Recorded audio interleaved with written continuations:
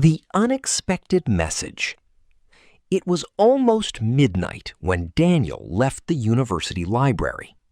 He had been studying for nearly 5 hours, and his eyes were beginning to hurt. The campus was unusually quiet.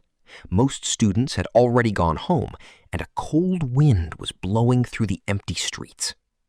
Daniel pulled his jacket closer and checked his phone. There was a message from an unknown number. "Do not take the 12:15 train tonight. Whatever you do, stay away from platform 6. Daniel stared at the screen. He wondered if it was a joke. Perhaps one of his friends was trying to scare him. He typed, "Who is this?" Before he could send it, another message appeared. "I know you don't believe me. You will understand when you see the red suitcase." Daniel looked toward the station. He had taken the 12:15 train almost every night that semester. There had never been a reason to avoid platform 6. Unusually, differently from what is normal. The city was unusually quiet. Stare. Look at something for a long time. She stared at the message. Pull your jacket closer. Move your jacket closer to your body because you are cold. Whatever you do, use to give a strong warning. Whatever you do, don't open that door. Daniel tried to convince himself that the message meant nothing. He considered himself a rational person and believed there was a logical explanation for almost everything. When he arrived at the station, he checked the electronic board. The 12:15 train was still scheduled to leave on time. "See," he whispered, "everything is normal." He bought a coffee and sat near platform 5. Only a few people were there. An elderly man reading a newspaper, a woman talking quietly on the phone, and a young couple. Daniel looked toward platform 6. Then he saw it. A red suitcase stood at the far end of the platform. His heart began to beat faster. He immediately took out his phone. "Who are you?" The answer came instantly. "You have 3 minutes. Leave the station." Daniel stood up and looked around. Nobody seemed interested in him. Then the lights above platform 6 suddenly went out. Rational, logical, and reasonable. Scheduled. Officially planned for a particular time. Elderly. Old, used politely. Look around. Examine the area around you. Past perfect. He had studied for 5 hours before he left. We use the past perfect for something that happened before another past event. The man in the gray coat.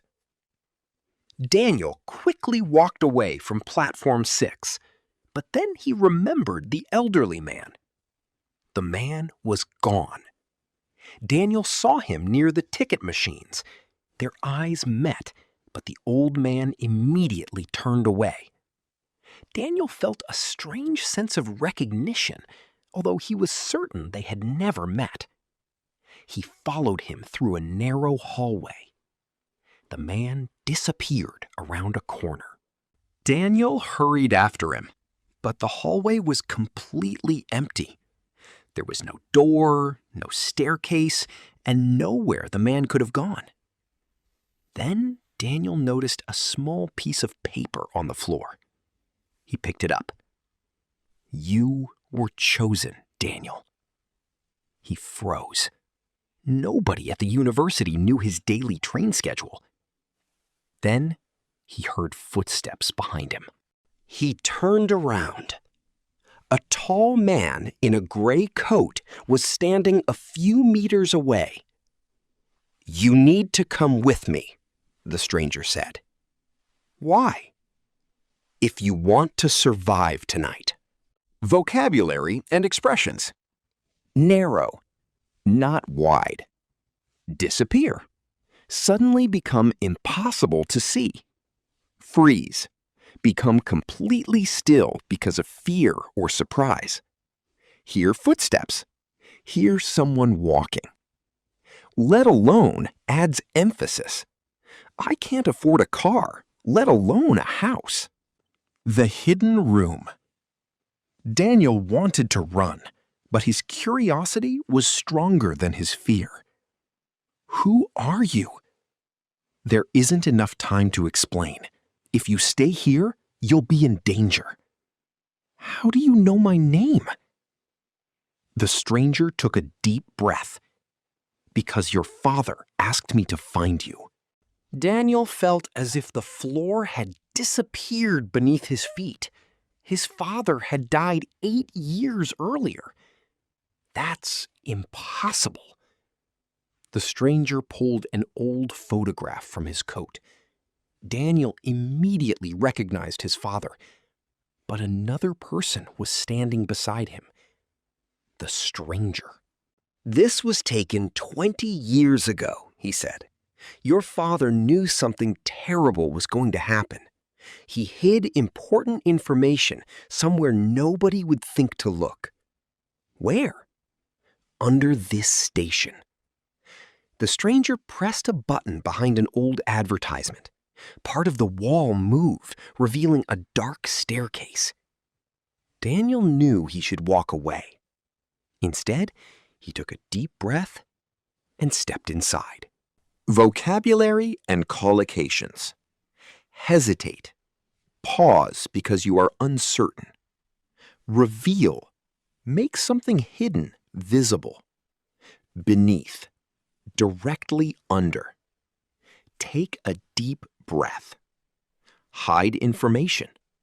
Step inside. Walk away. Leave a situation. He could have walked away, but he decided to continue.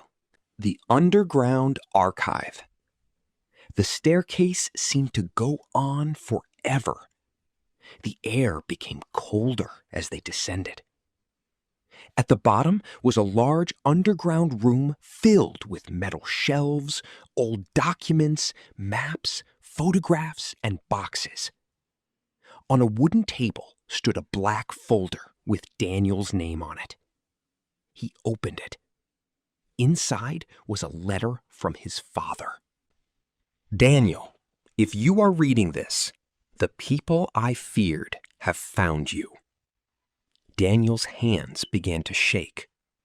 His father explained that he had worked for a private research organization investigating a dangerous technology. The technology could predict human behavior with remarkable accuracy. At first, the organization wanted to use it to prevent crimes. But some members discovered that the same technology could be used to manipulate people. Daniel's father had tried to expose the project. Instead, he had been forced to disappear. The final sentence of the letter was, "Trust nobody who tells you that they are trying to protect you." Daniel slowly looked at the stranger. "Does that include you?" The man said nothing. Vocabulary and collocations. Descend. Move downward. Remarkable. Unusually impressive. Manipulate. Control someone unfairly. Expose. Reveal something secret or harmful. Useful collocations. Predict human behavior. Prevent crimes. Make a terrible mistake. The real threat.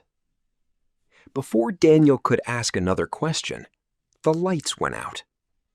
A metallic sound came from above. "We have to go," the stranger said. "What's happening?" "They found us." A heavy door slammed shut above them. Daniel heard several pairs of footsteps coming down the stairs. The stranger grabbed his arm and pulled him into another passage. They ran through a narrow tunnel while voices echoed behind them. Who are they? Daniel asked. "The people who took your father. They have been looking for you for years." Daniel suddenly understood. Someone had known he would be at the station. Someone had been watching him. They reached another room, and the stranger locked the door. "There is one way out," he whispered, "but you have to trust me." Daniel remembered his father's warning. Trust nobody who tells you that they are trying to protect you. Then he noticed blood on the stranger's hand. There was also a small electronic device attached to his wrist. Vocabulary and expressions. Slam. Close violently and noisily. Echo. A repeated sound. Passage. A narrow space connecting places. Device. Electronic or mechanical equipment. We have to go. Now. Short sentences are common in urgent situations and create tension. The beginning. 3 hours later, Daniel was sitting in a small car heading toward the coast. The stranger was driving. The memory card was hidden beneath the seat, and the notebook was locked inside a metal box. Daniel looked through the window as the first light of morning appeared over the horizon. His old life had ended somewhere between Platform 6 and the underground archive. He was no longer simply a university student worried about an exam. He was carrying information that powerful people were willing to kill for. But one thought kept returning to his mind. His father had written that people were easiest to control when they believed they were free. Daniel wondered whether freedom was simply the ability to choose, or whether it required something more, the courage to question the choices placed in front of you. "Where are we going?" Daniel asked. The stranger smiled. "Somewhere they can't find us." Daniel looked at the rising sun. He knew the danger was not over. In fact, it had probably only begun. But this time, he wasn't running away from the danger. He was moving toward it. And somewhere behind them, inside the dark university building, another screen displayed. Vocabulary and collocations. Horizon, the line where the sky appears to meet the earth. Powerful, having great influence or control. Freedom, the ability to choose and act without control. Courage, the ability to face fear. Useful collocations. Rising sun. Face danger. Question a decision. It had only begun. Used when a situation is expected to continue. The investigation had only begun.